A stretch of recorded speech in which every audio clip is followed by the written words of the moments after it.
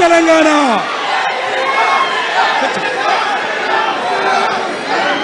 ఇవాళ ఈ సభా ప్రాంగణంలో ఉన్నటువంటి తెలంగాణ ఉద్యమకారులకు, తెలంగాణ అమరవీరుల కుటుంబాలకు, తెలంగాణ ఉద్యమంలో సర్వం కోల్పోయి అనేక రకాల కష్టాలు పడి రాష్ట్రం వస్తే చాలు అనుకొని పిడికిలు బిగించి కొట్లాడినటువంటి ప్రతి ఒక్కరికి, అదేవిధంగా సింగరేణి నుండి పెద్ద ఎత్తున తరలి వచ్చినటువంటి బొగ్గుగని కార్మికులకు,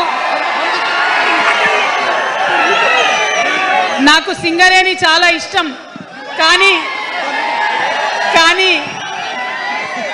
మీకంటే మా ఆడబిడ్డలంటే నాకు ఇంకా ఇష్టం. ఈ సభలో ఉన్నటువంటి మా ఆడబిడ్డలకు ప్రత్యేకంగా నమస్కారం తెలియజేస్తున్నా.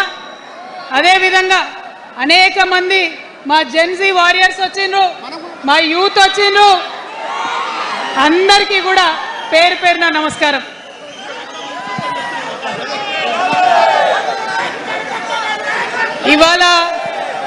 ఇవాళ చాలా చాలా చాలా చాలా మంది ఎదురు చూస్తూ ఉన్నారు ఏం జరుగుతుంది ఈ రాష్ట్రంలో అని. ఒక్క మాట మాత్రం నేను నా తెలంగాణ ప్రజలకు చెప్పగలుగుతా. గత 20 ఏళ్లుగా తెలంగాణ ఉద్యమంలో నేను పోషించినటువంటి పాత్ర, తెలంగాణ జాగృతి పోషించినటువంటి పాత్ర మీ అందరికీ తెలిసిందే. తెలంగాణ ఉద్యమంలో ఆడబిడ్డలందరినీ కూడా భాగస్వామ్యం చేయాలని చెప్పి తెలంగాణ జాగృతి నుండి బతుకమ్మను ఎత్తుకొని ఊరు వాడ తిరిగి మా జాగృతి కార్యకర్తలు తెలంగాణ సాంస్కృతిక దీపాన్ని పదిలంగా దాచిపెట్టుకున్నారు. మరి వారు దాచినటువంటి ఆ దీపం ఆనాడు చాలా చీకటిలో కాలరాత్రిలో కూడా ఒక కాగడాలాగా తెలంగాణ ఉద్యమకారులకు వెలుగునిచ్చింది. మా సింగరేణి గని కార్మికుల చేతిలో కందిలైంది. మొత్తం తెలంగాణ సమాజానికి కూడా ఒక కాంతి రేఖ అయింది. అప్పటి వరకు చాలా మంది మాట్లాడేది, మా స్టూడెంట్స్ అయినా అందరూ కూడా మాట్లాడేది, ఈ ఆంధ్రోళ్ళతోని పంచాయతీ అవుతుందక్క, ఏం చెప్పాలి, మా గురించి ఎట్లా చెప్పుకోవాలి, మన సంస్కృతి గురించి ఎట్లా చెప్పుకోవాలని మాట్లాడినప్పుడు బతుకమ్మ వచ్చిన తర్వాత బలం వచ్చింది.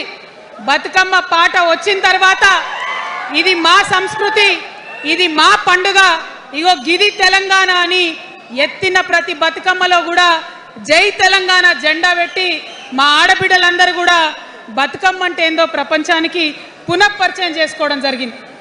ఏ ఉద్యమానికైనా డెఫినెట్గా భౌగోళిక స్వరూపం ఉంటుంది, శక్తులు ఉంటారు, వ్యక్తులు ఉంటారు, కానీ ఒక సాంస్కృతిక పునాది, సాంస్కృతిక నేపథ్యం ఉన్నప్పుడే ఆ ఉద్యమాలు తుదముట్టాయని చెప్పి అందరం కూడా అనుకుంటాం.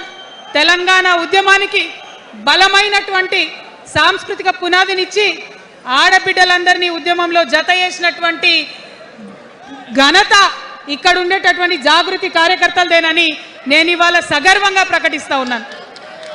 మరి ఇవాళ మిమ్మల్ని నేను కోరేది ఒకటే, కష్టపడ్డాం, తెలంగాణ తెచ్చుకున్నాం, కానీ మనం కలలు కన్న తెలంగాణ వచ్చి 12 ఏళ్ళైనా ఇంకా కూడా మనకు రాలేదు.